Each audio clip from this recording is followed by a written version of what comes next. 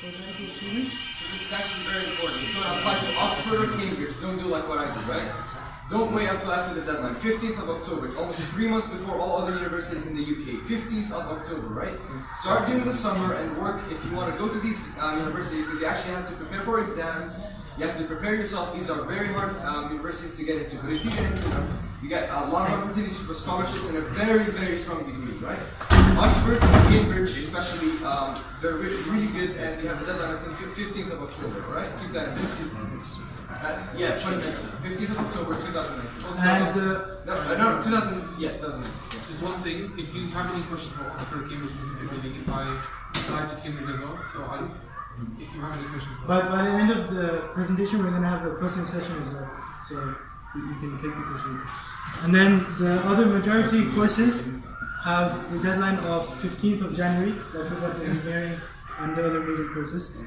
And then you have art and design courses and this, clearing thing, which is not really related to you for now, for undergraduates.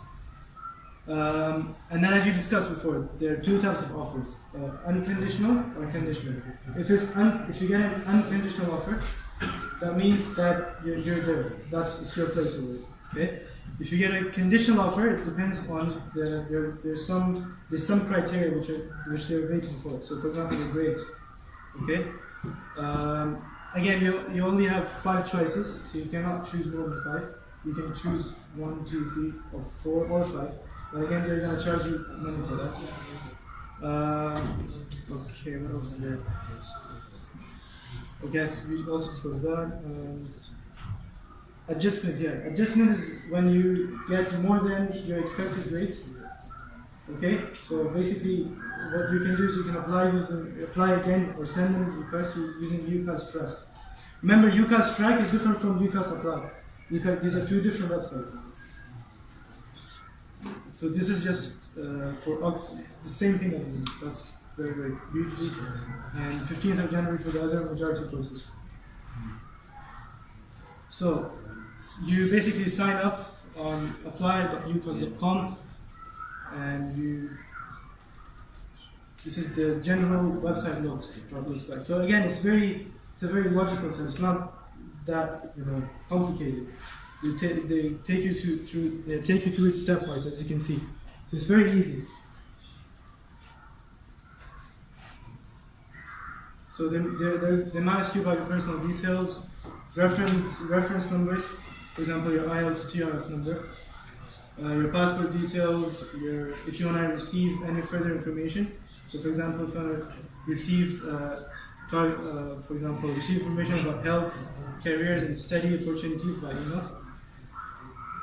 Nominated access, and then lastly personal statement, which is the same as essays. Okay, so support there. If you want to support, there are 2 types: physical and financial. So for physical, for financial, you need to either have UK nationality, or you either have to be working or lived in the EU, or the EEA or the Swiss. You have to be a Swiss national. Or you might have a parent or a step-parent or a spouse or a civil partner in the EU or the Swiss or EEA. If you need physical help, you need to put the details on the website. We're going to provide the details on the website. Okay? Yes. Good question about financial aid. What about the Commonwealth countries from the Commonwealth, like Canada or Australia? Even Pakistan is going Commonwealth. It's just to call it Commonwealth countries. There's nothing special about them. Yeah. Except for the slave, but so your qualifications. So you need to know your qualifications. These are the tens of qualifications. If you go on the website, there are 100. So all of them have A-level study. So you're going to be using CAIE or Edexcel. These are the only 2 qualifications that you have right now. Then you need to know your subject name. You need to know your qualification status, if it's finished or pending. The date of qualification. When did you get the actual certificate? So when you receive your results, which is most probably 15th of August, I think. And your grades, except grade 12, which are known as the pending qualification grades.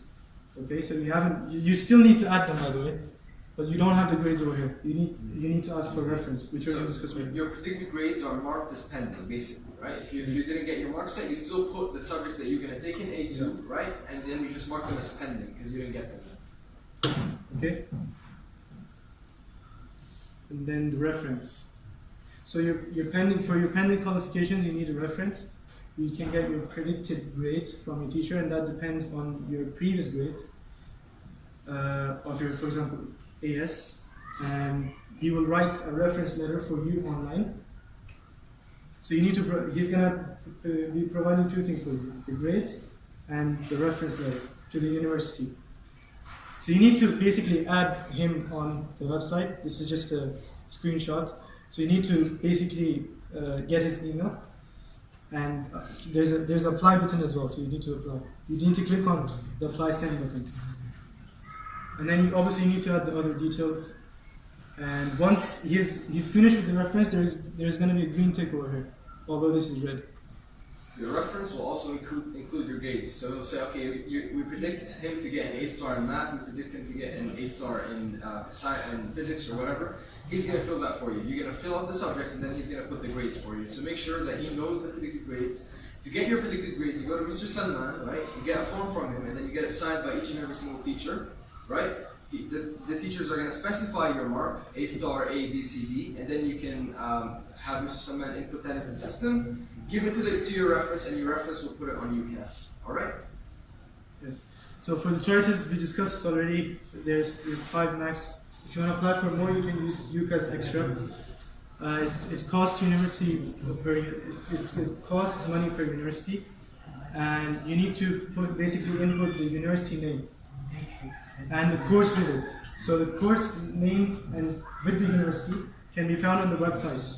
If you go on the website of this specific course, for example, chemical engineering, the code is aeronautical engineering, H401. So you just type it on the website and it will give you with the university name. Okay? And again, start date, the date you're going to be entering the UK if you go.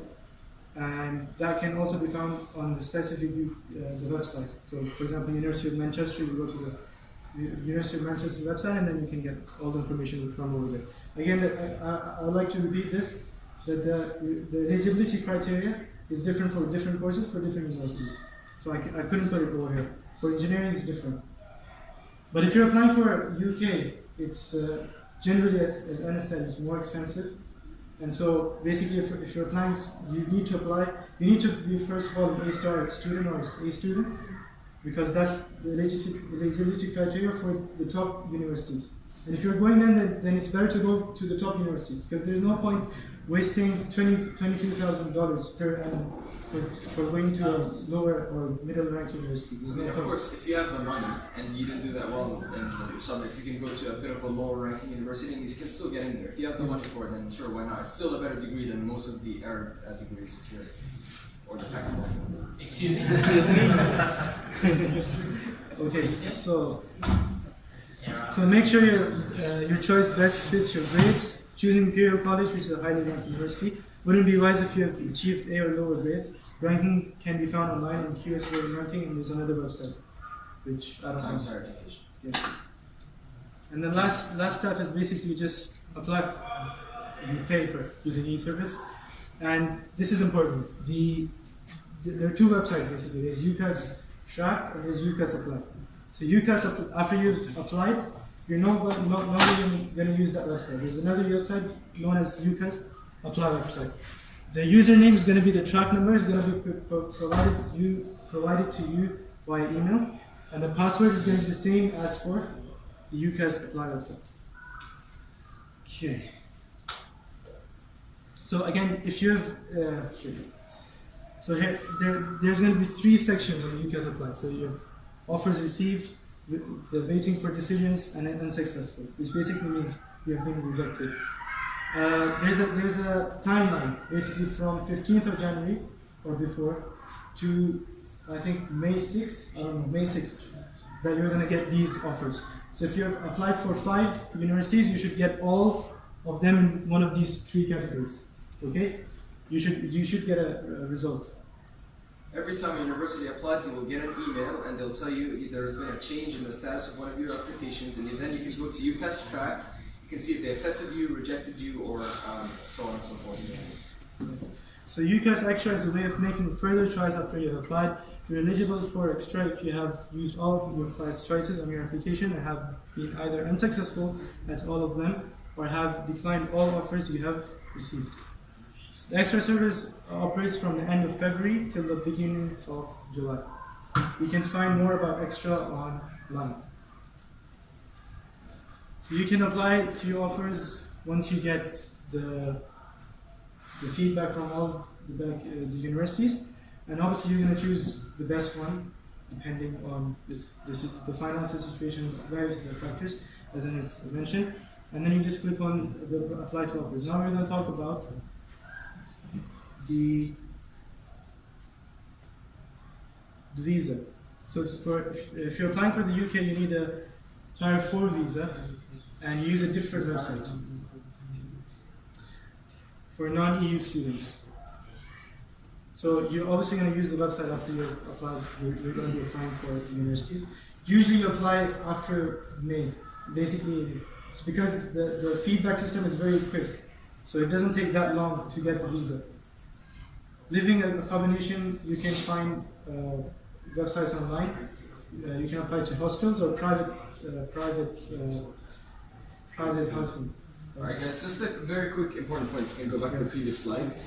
For the visa application, you have to take the UKVI IELTS, right? It's not the normal IELTS that you take. For the application to the UK visa, you have to take the UKVI IELTS variant. I think you can confirm that, Syed. I think It started this year.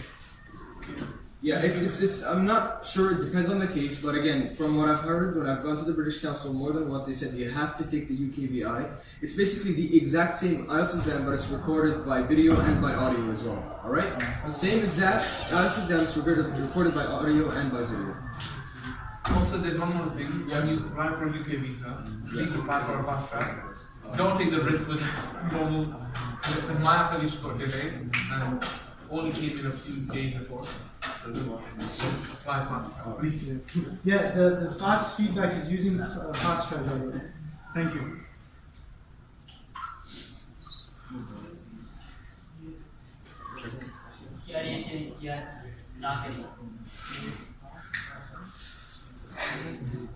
So you're going to take all of this in.